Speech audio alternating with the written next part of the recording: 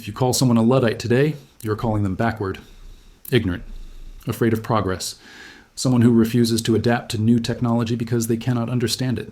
The word has become an insult, a dismissal, a way to silence anyone who questions whether the latest technological advance is actually making our lives better. But what if I told you that the Luddites were not ignorant at all? What if I told you they were skilled craftsmen, experts in their trade, who understood technology better than the factory owners who replaced them? What if I told you they were not fighting against machines, but against a system that used those machines to drive them into poverty while concentrating wealth at the top?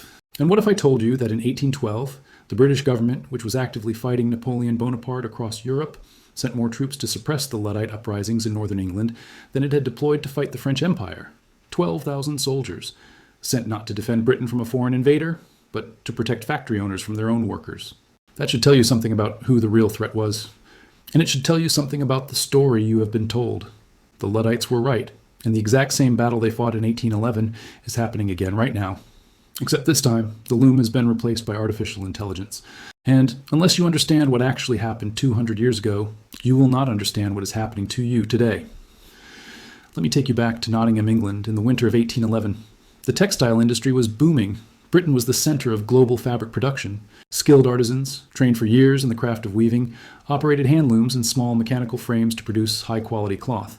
These workers were not peasants. They were not unskilled laborers. They were craftsmen, masters of their trade, and they earned a decent living because their skill had value. Then the factory owners introduced a new technology, wide-frame looms. These machines could weave fabric much faster than traditional methods, and they required far less skill to operate. A child could do it. In fact, factory owners started hiring children to do it, because children worked for almost nothing.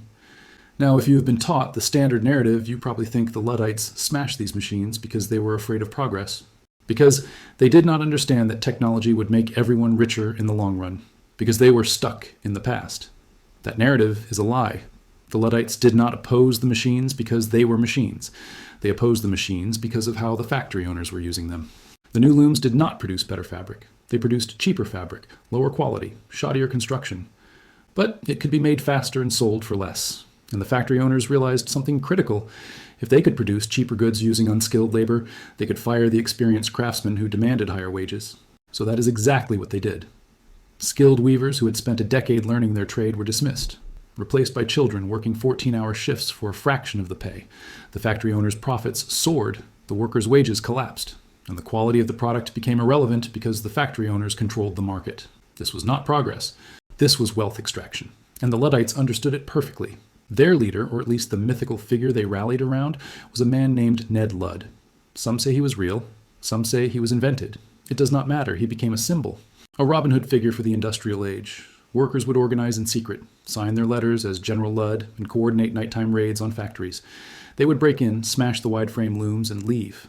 Not the old machines, not the tools they had used for years, only the new machines, the ones being used to replace them with child labor. This was not random destruction. This was strategic action, and it was incredibly effective. Factory owners lost thousands of pounds worth of equipment. Production halted. Insurance rates skyrocketed. The Luddites were not trying to stop technology. They were trying to force the factory owners to negotiate. Their demands were clear. They wanted fair wages. They wanted limits on child labor. They wanted the factory owners to share the gains from the new technology instead of hoarding all the profits. They did not say ban the machines. They said use the machines to improve everyone's life, not just the owners. The factory owners refused, and the British government backed them with military force.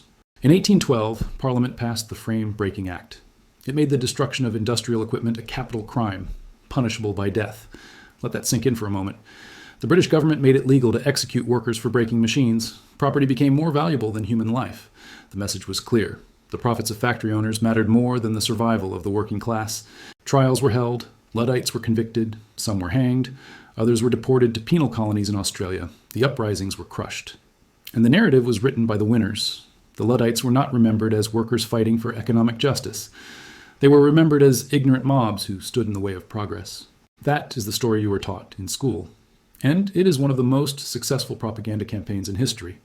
Because here is what actually happened after the Luddites lost. Living standards for workers in Britain collapsed.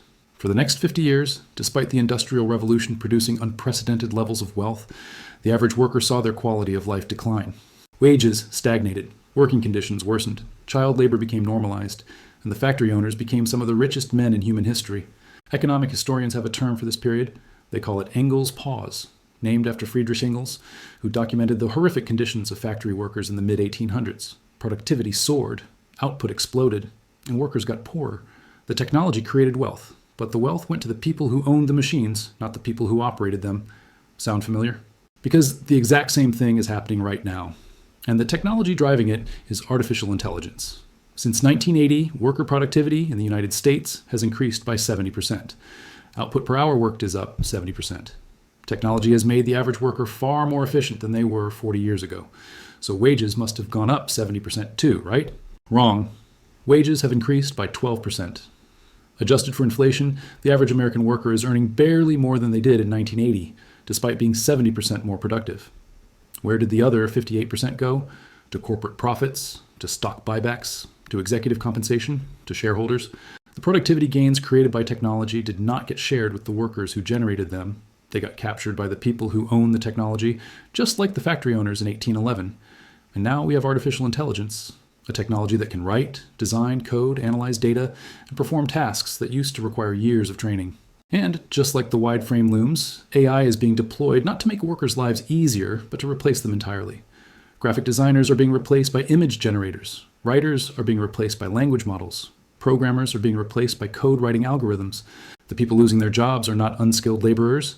They are trained professionals.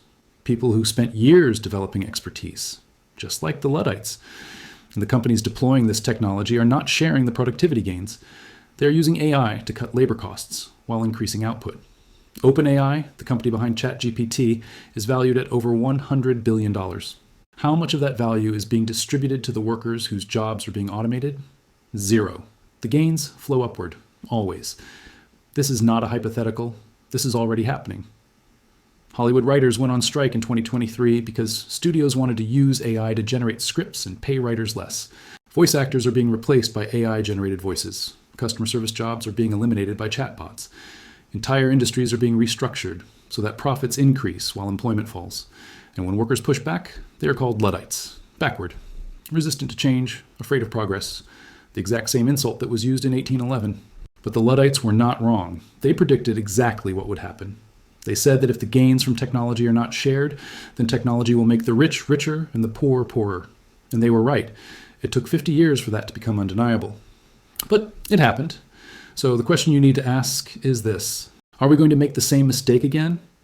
Are we going to let the owners of AI capture all the value while workers are left behind?